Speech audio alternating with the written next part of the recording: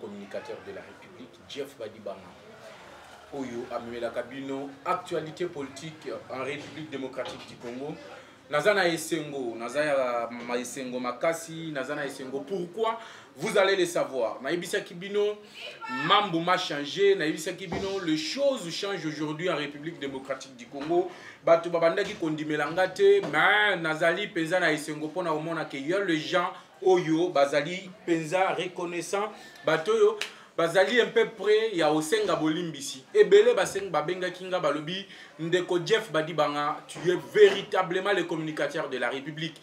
Tant qu'on a eu sa cabine, on a kota kanase à maï pour na kobime la bino kuna, na ba information ezali si refiable, ba information ezo utanase à maï, to bimi nango pour na apporter les bino yango, ezali bongo ya solo yango tolobi chaque fois sur Vitesse Télévision, ceux qui osent nous abonner, continuez à vous abonner massivement sur Vitesse Télévision parce que sur Vitesse Télévision avec ces numéros de décryptage de l'actualité politique signés le communicateur de la République Jeff Badi Banga, vous ne manquerez absolument de rien. À Kitianga, le M23 commence à prendre les gènes Oyo Bazali na Kitianga des Congolais parce que bah, effectif na bango ezali diminué par Sukhoi na lanceur de roquettes Oyo mukolo ya dimanche bazwa ki penza bongo mama na moto. Nalobi mukolo ya dimanche bazwa ki bongo mama na moto. Lelo na tongo la société civile nous a appelé pour nous donner l'information selon laquelle na Kitianga ba M23 ba bengi ba Congolais oyo bazali na Kitianga ba yebisi bango boyebisa bana na bino baya.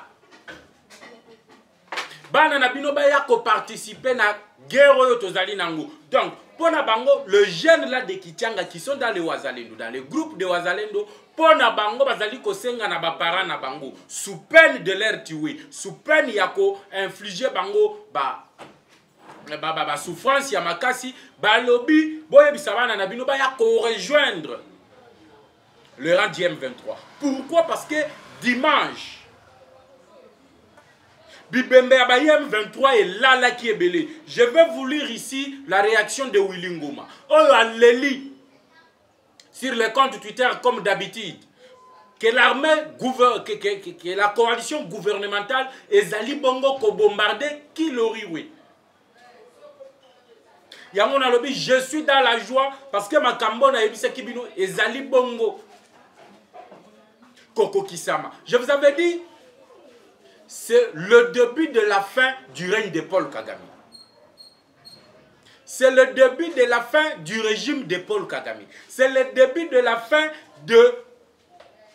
Il y a des étrangers qui ont s'ingérer dans la République démocratique du Congo. Il y a mon lobby, le numéro 20, rien que le numéro 20. Ba candidat Moussousouana Boyebi, le candidat de l'étranger. Namoni Martin Fayoulou à lobby, Nazana Esengo ya ko présenter bino Mama Martin Fayoulou. A présenter moi si naye et pas ya bande konabiswa Kisangani. A lobby candidat nyonso o azali ko présenter bino moi si naye te azali candidat de l'étranger. Ezangaïte ezali Martin Fayoulou. Ma Fayoulou a demandé aux Congolais de voter que pour les Congolais. Nalobi Fayoulou ayebisi ba Congolais ba voter que les Congolais. Mambo m'a changé. Ezali sous-souté au Félix Tshisekedi fait la campagne de Moïse Katumbi. Pourquoi il parle de Katumbi? Aujourd'hui, c'est la réalité. Les choses qui se passent aujourd'hui, même Martin Fayoulou a compris. Fayoulou lui-même a compris. Alobi, ceux qui vont voter ngate, mais bon voter Congolais. Ceux qui vont voter Fayoulou, voter Congolais. À qui est-ce que Fayoulou s'adressait? Qui n'est pas Congolais? Binomoko Boyebi. Lelo na Lisala, Félix Tshisekedi a présenté moi si naye et pas bande konabiso à Lisala. Balobi Mama Denise Nyakeru, Oyabino, Yeyu. Martin Fayoulou, Alobi, Nabatwa Kisangani, Oyabino, Mama Fayoulou, Oyabino, Yeyu. Moïse Katumbi refuse de présenter sa femme du fait qu'elle est Tutsi. du fait qu'elle est Tutsi. Boye bisa Katumbi ala kisabino Karine Katumbi a présenté bino que ceux qui boponingai première dame nabino yé azalité. Les Congolais commencent à se réveiller. Pourquoi? Parce que tolingi lisusu infiltration T. Tolingi lisusu batubaya ko s'ingérer T. Yango tolobi sur Vitesse Télévision. Avant na kota na muzindo parce que makambo na yebisa kibino. Je vous avais dit que Félix Tshisekedi a boyi ko renouveler mandat ya EAC. Le 8 décembre, EAC Libanda. Toujours dans le mois de décembre, la MONUSCO Libanda.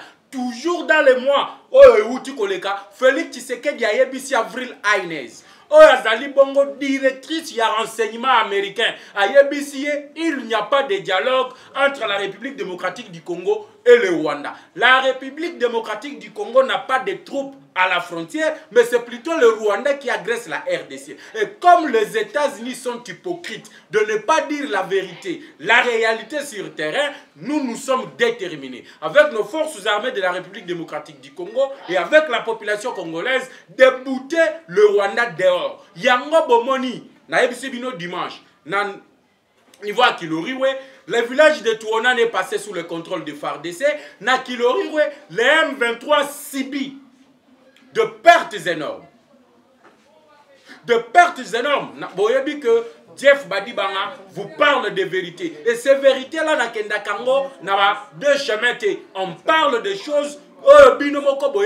Ce que Jeff vient de dire, ceux qui vont continuer à groupe WhatsApp, vous allez trouver l'information. Le plus 243 81 717 11 97, plus 243 81 717 11 97, c'est notre numéro de contact. Vous nous appelez pour avoir les détails, le bilan. Il y a Makambo et Zali Kosalema à l'est de la République démocratique. Je vous avais dit Biliaki Kagame Bikoki.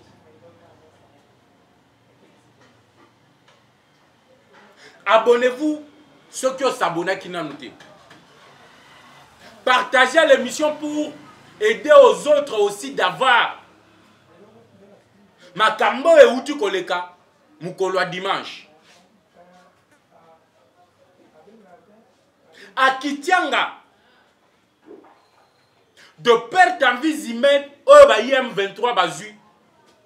Yango ba komi ko kanga ba jeune par force. Ba komi ko tindi katiba na mike ba mineur par force. La société civile dénonce. L'UNICEF également dénonce. Willy Ngoma pleure. Mais pourquoi Willy Ngoma pleure sur Twitter? Mais pourquoi le régime Kagame est comme il tremblé suite à la division au sein de l'armée rwandaise?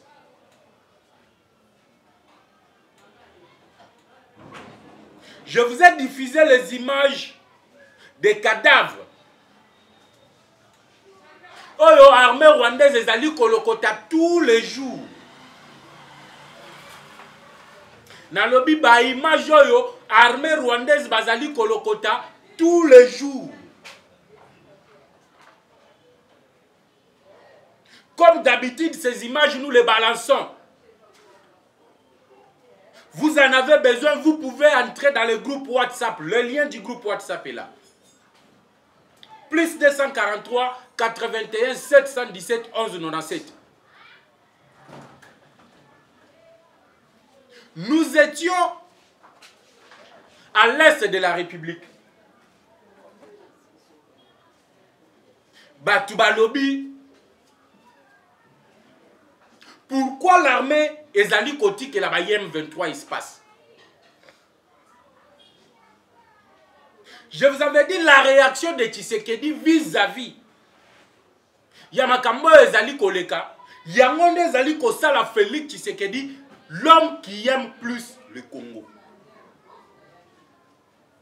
Cette détermination de commencer d'abord par la formation militaire. Je vous avais dit Banda Kala, Munokonanga Nganga. Nalobi Komelangaï peut-être, Komelanga dans les commentaires.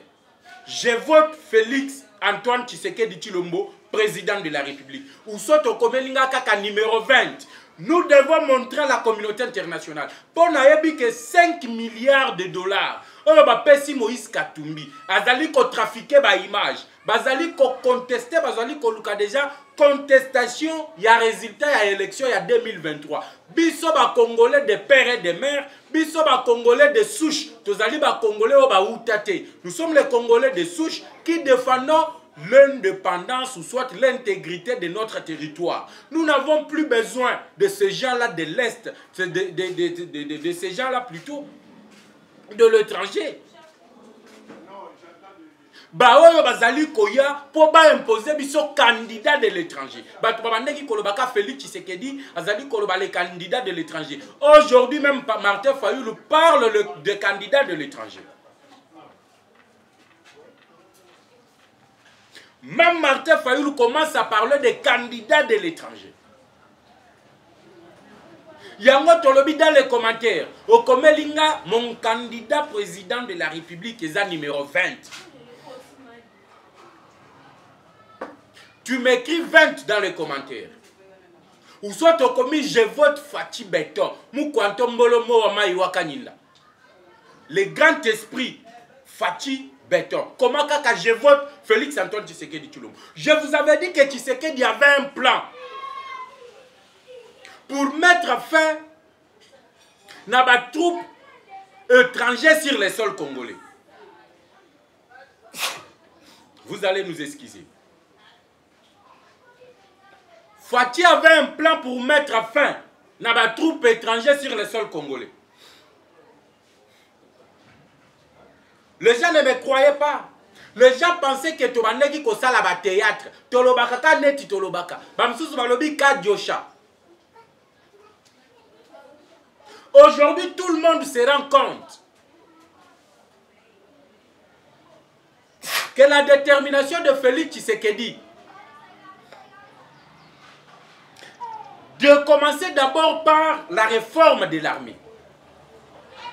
Alors, bato babandaki ko critiquer ye mwana mboka Tshisekedi Tshilombo oyo ebele bazali ko comprendre la politique te parce que Tshisekedi akoli na université politique ya tata na ye. Tshisekedi akoli na université politique oyo moko professeur azalaki Etienne Tshisekedi wa Mulumba ya Chichi.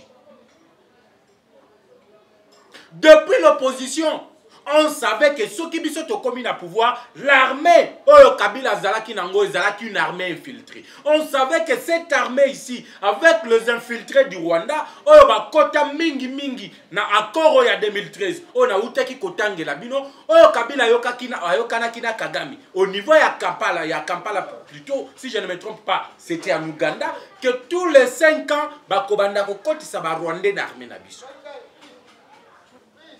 Félix Tshisekedi savait très bien que lorsque nous arriverons au pouvoir, on va prendre le temps, il y a qu'on dénicher, infiltrer tout le côté de l'armée.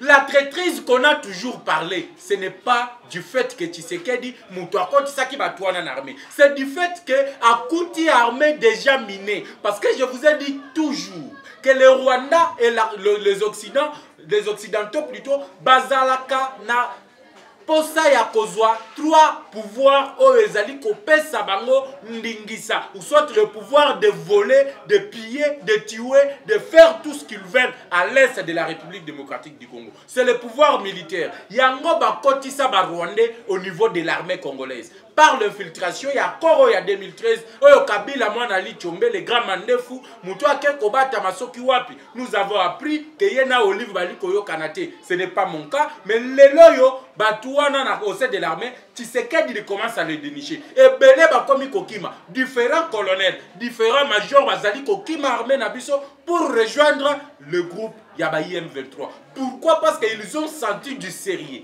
La structuration de l'armée que Tshisekedi est en train de faire. De l'autre côté, il y a ce que nous appelons la loi de la programmation militaire. C'était ça le plan de Félix Tshisekedi depuis l'opposition. Toutes les armées du monde. Je veux que vous puissiez retenir ceci. Toutes les armées du monde. Barmé wana est maté en puissance parce qu'ils avaient la loi de la programmation militaire. Mais chez nous, pendant 18 ans de Kabila, on n'a jamais pensé à doter cette armée. d'une loi de la programmation militaire. La loi que Tshisekedi vient de doter à l'armée congolaise, c'est celle qui a permis qu'aujourd'hui, nous avons plus de 70 000 jeunes recrutés, formés. Les autres, bazali fin prêt, Yako Kende Bitumba. Yango Bomonaki, tourné à chef d'état-major.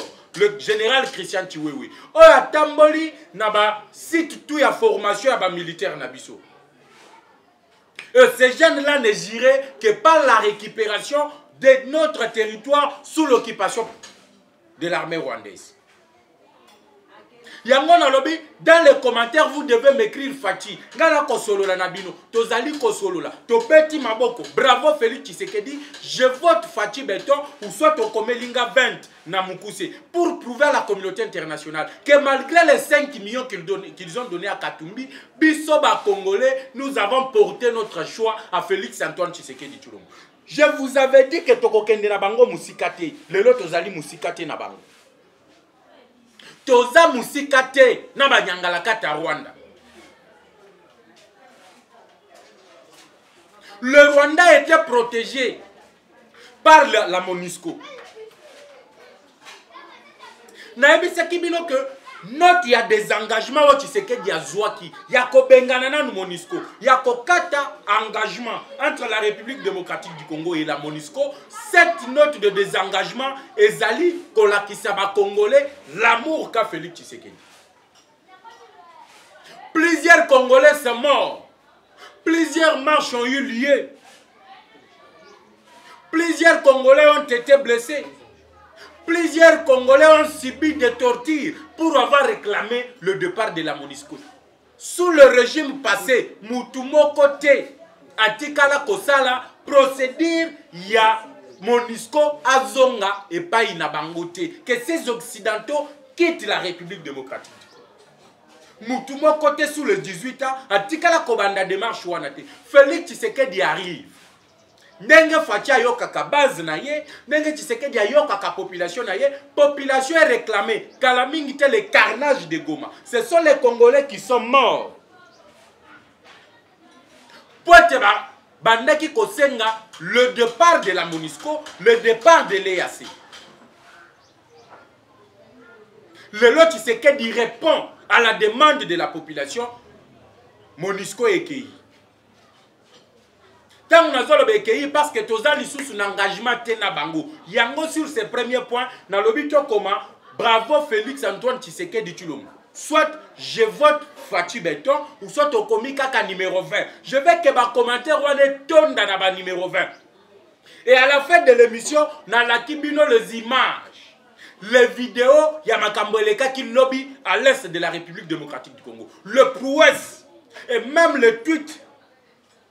Il y a Willy Ngoma, je vais diffuser ça. Na Osenga, Romeo Tiela Bino, lien y a groupe WhatsApp dans les commentaires. Et vous verrez les images, même le tweet de Willy Ngoma. Bisika Pialobi, on est en train de bombarder de partout. Ils étaient asphyxiés.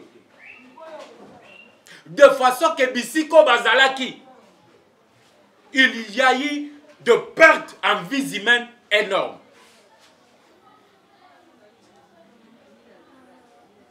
Et ce que j'ai dit, c'est confirmé. Aux obé tatembe, aux autres tatembe.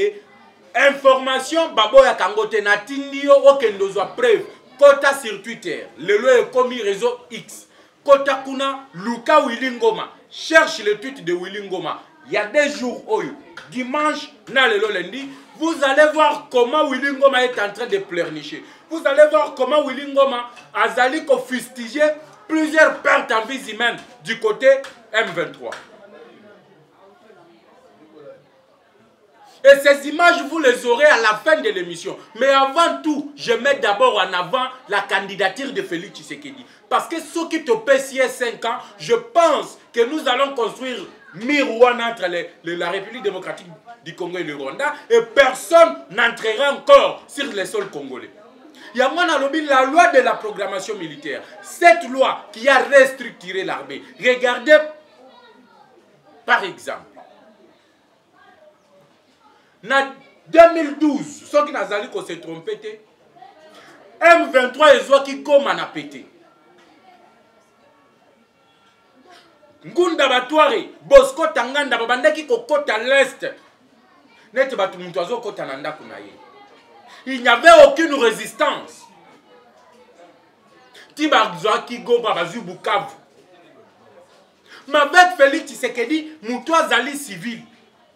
Regardez comment ils sont en train de peiner pendant que Komakana Saki. Bazali ko peiner. Ça fait plus d'une année. Oh, Bazoa Kibunagam. Pourquoi ils ne sont pas capables d'arriver à Goma? Parce qu'il y a une structuration de l'armée. La manière dont l'armée aujourd'hui se comporte sur les lignes de front, ça prouve qu'il y a une détermination de l'autre côté. Et cette détermination de l'autre côté, ça ne vient que de Félix Tshisekedi. Ceux qui topent si mandat Moussousou, cette armée sera capable, il y a kozonga na niveau tozala ki armée sous Mobutu.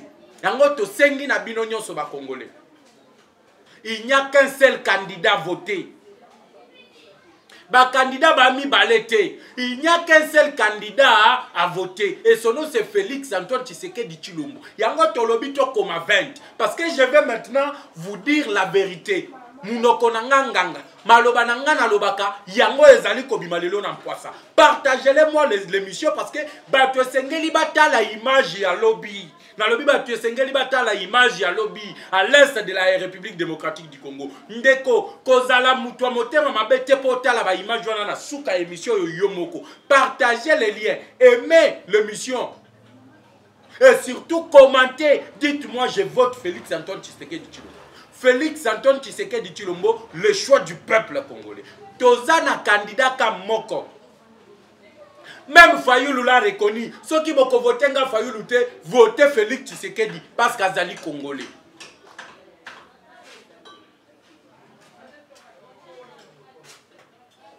Les loyaux, ma kamwa ko changé. Naebisa kibino na Arusha. Tshisekedi allait réclamer le départ. Il y a des troupes, il y a EAC. Batu baboya kite, Tshisekedi ayebi kopo wana, ye mutu amemaki batu na ye mutu. Lelo batu bakoma ki kobenga ngai. Mwana mboka, ozalaki se na raison. Mwana mboka makambolo baki, ozalaki se na raison. Parce que Jean-Pierre Bemba, Serge Tshibang, et le ministre de l'intégration régionale, Bato Bakendeki qui représentait Félix Antoine Tshisekedi Tshilombo na Arusha na Tanzanie, ils nous ont refusé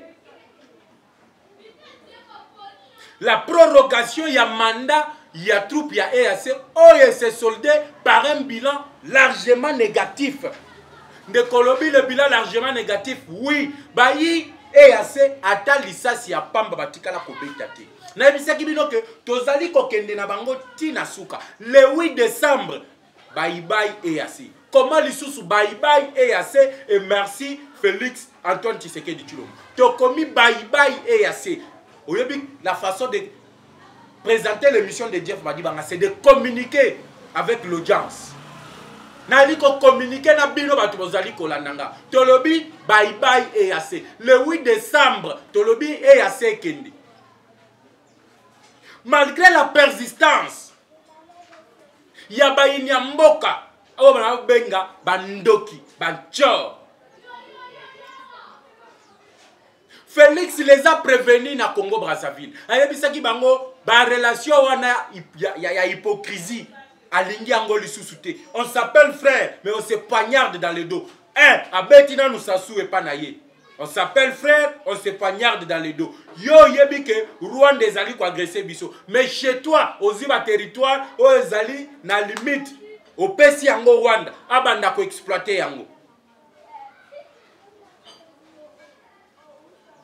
De l'autre côté, bande kwa ya sewana, ebele bayibaki bato a Kenya. Tokangaki bangwawa. Na bajefang na bango bali komema mabele ya parc ya Virunga. Tokangaki bangwawa. Ebele ce sont des voleurs yango na bengi bango bancho.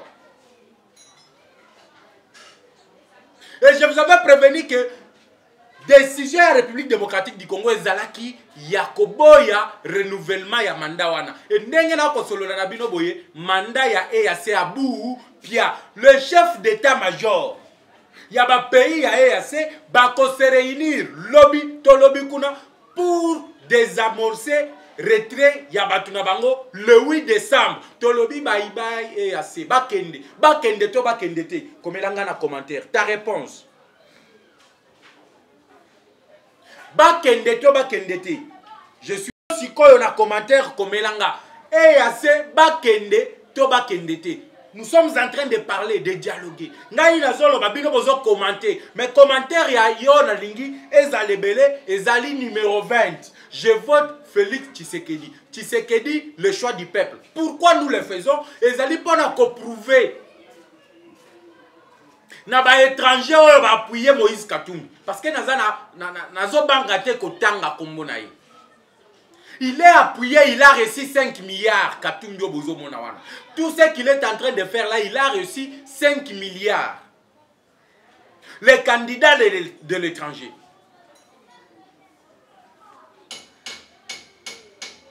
La République démocratique du Congo aujourd'hui retrouve sa dignité. Tshisekedi nous délivre de la même mise des Occidentaux. Tshisekedi nous délivre. Yabiloko ba Occidentaux ba tiela kibiso nanko. Ils nous ont minés. Ils nous ont infiltrés. Banda Kala. Yango moni facha lobaki. Désormais, on ne parlera plus du Congo sans le Congo. Elingi kolobani. Mbala sima. Bokoki ko sala ba réunion bovandi na bino na États-Unis, bovandi na bino na Union européenne, bozali ko sala ba réunion sur le sort de la RDC sans que le Congo y soit. Yango moni tata mokonzi ya ekolo, je suis tellement dans la joie parce que ça c'est une bénédiction pour le Congo. Ça c'est la libération du Congo.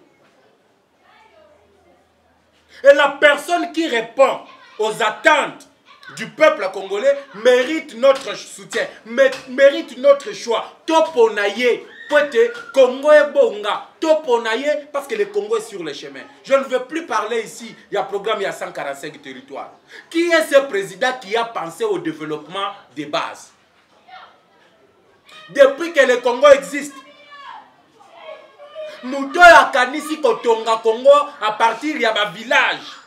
Il n'y a que Félix Tshisekedi. Il n'y a que Félix Tshisekedi qui a pensé à la construction de nos villages, de nos secteurs, de nos territoires, de nos districts. Et cet homme mérite la chance. Yango moni, partout azali kotabola. Bana mboka bazali koyambaye avec allégresse. Bazali kobengaye Monsieur Fondation. Il est en train de refonder le Congo. Congo ezozwa marche ya sika. Yango na ebisi bino prouver na ba occidentaux que le choix des Congolais c'est Félix Antoine Tshisekedi. Tokende musika te koma 20. Je vote Fachi Béton, le candidat du peuple. Le choix du peuple, Félix Antoine Tshisekedi Tshilombo. Avril là inezo ayaki. Il y a des Américains. Chaque fois, tolongwa na boumba ba Américain. Chaque fois, tolongwa na makamba ba Union européenne. Na yoki Union européenne. Et nous condamnons la progression ya Rwanda. Vous condamnez la progression du Rwanda comment? Vous condamnez la progression du M23 comment? Sans qu'il y ait sanction. L'hypocrisie des Occidentaux, l'hypocrisie des Américains, l'hypocrisie des Européens. Chers compatriotes, nous avons les terres arables. Mabele owa pibisnga inabino soki to tient sérieux le lenge Tshisekedi azali kocha yango tokokendo somba lisusu biloko libandati. Ce sont eux qui viendront nous chercher. Bayebi, c'est que c'est la République démocratique du Congo. Bayebi, c'est que représente la RDC. Yango basala kaba réunion pour nous déstabiliser. Pour Bayebi, qu'il faut organiser la grande puissance qui est le Congo. Ce qui est télémi, le géant de l'Afrique. Personne dans la sous-région, personne dans l'Afrique, personne dans le monde ne tiendra tête. Voilà pourquoi Bazali Koluka, les infiltrés, les gens comme les Katumbi, qui sont utilisés, les gens comme les Mukwege. pour continuer à nous infiltrer. Bamoni que mutuna bango boyebi. Naza na peine ata kolakisa bino ba vidéo te. Il y avait un parlementaire européen. Oyo alobaki ke batalaki nani oyo babakokaki kopesa Congo. Ils ont vu que Joseph Kabila avait une nationalité douteuse. Yango bazwaki pouvoir bapesa ki na Moïse Katumbi. Ce sont les vidéos documentées na parlement européen. Pourquoi ils veulent toujours les gens qui ont une nationalité douteuse? Mobutu bino moko boyebi ba misoso baloba kazala ka togolais ba misoso balobi aza centrafricain, toujours des nationalités douteuses. Bato bazana nationalité claire ezali Kasavubu et Félix Tshisekedi. Lelo bazo lukaba combattre Félix Tshisekedi po ba moni que Fachi il est déterminé nalobaka azali le premier Ouazalène, quelqu'un qui est prêt à sacrifier sa vie pour défendre l'intérêt du Congo. Et aujourd'hui, chers compatriotes, bazo lukaba bundisaye, bazo lukaba longolaye bisika wana, po bacha bato bazana nationalité douteuse. Nani ayebite que Moïse Katumbi nationalité na ezali nationalité douteuse. Qui ne le sait pas? Pour preuve, Katumbi ako tambola na campagne ako lakisa mwasi na yete. Katumbi a kotambola na Congo a maîtrisé la langue nationale à mon côté. Il est en train de trafiquer les images. Je vous ai dit, même la sortie médiatique Yambong, Bazali qu'on préparait déjà la contestation de résultats. À Mbongo, on n'a pas de garantie au niveau de la CENI qu'il y aura tenu des élections. Et même s'il y aura tenu des élections, selon Yé, Bazali sire que l'élection est crédible. Avez-vous oublié que l'Église catholique a été toujours au service des Occidentaux? Avez-vous oublié que les Occidentaux ont utilisé l'Église catholique pour... Comme ça va Congolais, esclaves? N'oubliez pas l'histoire. Je suis là pour réveiller la conscience de tous. N'ayons pas peur des Américains.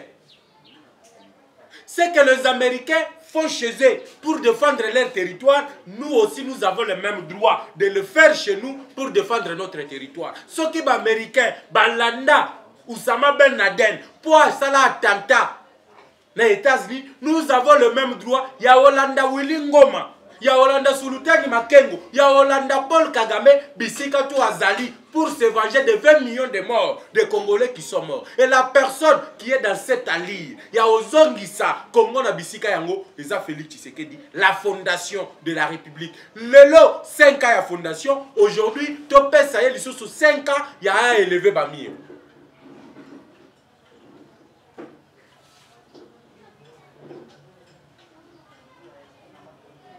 Nous disons, pour finir, parce que je suis presque à la fin, au nom de la team, Tony Mwabakaza a dit, je tiens à remercier ma base na biso nyonso ya Lukunga. Ba initiative tout. Oyo yaki correspondre mukolo ya le 25 na stade Vélodrome. Bato ba yaki correspondre massivement. Pour la toute première fois qu'un député national a tondisa stade Vélodrome. Au nom de la team, au nom de Tony Mwabakazadi, nous disons tous merci. Nabandeko Bayaki pour accompagner mon Kumbi Maki, il y a Félix Antoine Tshisekedi Tshilombo. Nous, en tant que l'armée numérique, ils allaient répandre bongo les actions, ou soit Misala, ils allaient monana. Il y a députés du peuple, les députés de la proximité. Nous remercions Batutu Oyobayaki qui ont participé à début, il y a lancement, il y a campagne, il y a Fachi Beton, notre leader, puis il y a Mokumbi Maki, il y a gratuité de l'enseignement, il y a Félix Tshisekedi, Totangi, le meneur en toge, Tony Mwabakazadi. Vous étiez nombreux. Na Vélodrome. Tosuki Wanate, Barumbu, Kinshasa Lingwala. Tous les cadres, il y a parti UDPS, Tozali Kokita, et pas Inabino, na Tony Mwabakazadi. Nous serons là. Barumbu, apprêtez-vous. Lingwala, prêtez-vous. Commune de Kinshasa, prêtez-vous pour Tozali Kokita. Et après, nous allons continuer la campagne. parce que Lingwala a choisi déjà Tony Mwaba Kazadi. C'est pour la toute première fois qu'un député national organise ou soit à bandi campagne na stade Vélodrome. Vélodrome et Yindaki et Tony, et pour voir qu'il a les soucis du peuple, accueilli Koluka na équipe médicale. Oh ezalaki wana pour la soutenir, pour sunga, pour venir en aide na ba Congolais bazalaki wana pour étouffement ezalaki makasi pour ba tubalika kiebeli. Regardez comment il a l'amour. Il y a bande qu'on a biso ba Congolais, Tony Mwaba Kazadi. Aïe na Vélodrome, ba tubaliki ebele a memi ba ambulance. Les images sont là, ils allaient circuler, je les partage.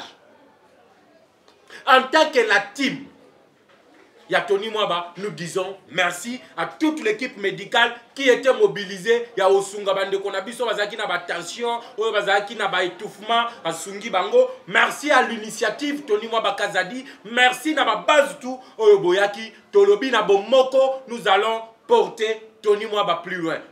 Tata Mokonzi Ekolo Tosengie, qui le reste toujours là, dans le ministère, il y a enseignement supérieur, enseignement primaire et technique. Tolobi, et Zalaki Bongo Esengo, parce que Tokomi Nasuka ya émission na bino. Boyebi, programme Tozanango, il y a construction, il y a meilleur studio, il y a chaîne YouTube en République démocratique du Congo. Vitesse Télévision, Azalina pose ça ba partenaire. Tozali Kosenga Binombongote, on a besoin de partenaires. Les gens avec qui nous allons travailler. Moi, je suis direct. Non, on a besoin de partenaires. Aux directeurs dans une entreprise. Aux ministres quelque part. Tu es responsable quelque part. Tu viens, on travaille en partenariat. Ndenge naza loba émission nanga boye, tokati na na katikati toleki si publicité ya entreprise na yo. Tokati na katikati toleki si ba réalisation na yo. Aux députés national, aux députés provincial, ba réalisation zali kosala, ba descente na yo, ce sont ces partenaires là que nous avons besoin. Ba sunga biso avec les matériels, avec les moyens conséquents pour to tongela bino le meilleur studio ya ba chaîne YouTube. Plus 243 81 717 1197, plus 243 81 717 1197. Tu t'écoutes na bino lobby avec le même plaisir sur la même chaîne. Ciao.